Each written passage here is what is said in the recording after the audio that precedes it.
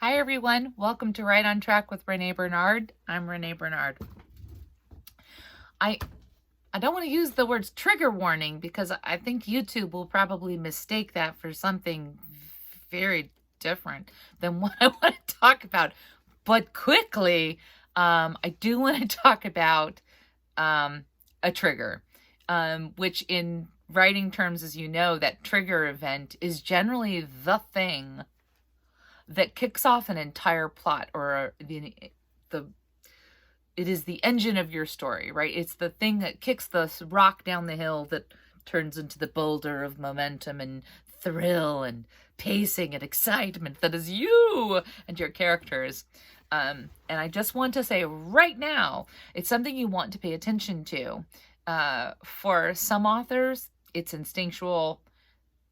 They nail it every time. But for others, I think this is actually a challenge.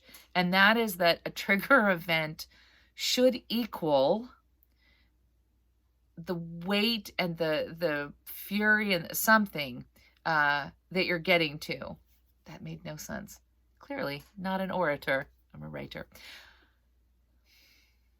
If your trigger event is minor and kind of meh, then it's hard to justify a great journey or undertaking.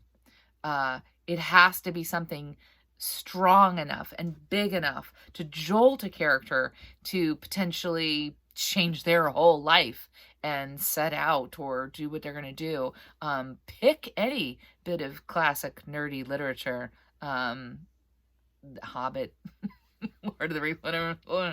But it's just not as simple as, oh, there's a box in the closet and it's got letter, oh, it's raining. It's like, I don't get it. So, you'll note that in a lot of mysteries, they've found a body. Somebody died. Something happened in disaster movies or an apocalypse survive. That's easy. There will be that trigger event, right? They'll show you the normal world and then something really horrible will happen. And then here we go. It is more challenging when your story is obviously a little more emotionally driven or more internal. And again, this is where I sort of want to, let new writers or writers know this is where you probably want to try, if you can, to come up with a creative trigger event or something a little different than just, let's see, like in romance, they bump into each other or, it's like, really? Like, that's it?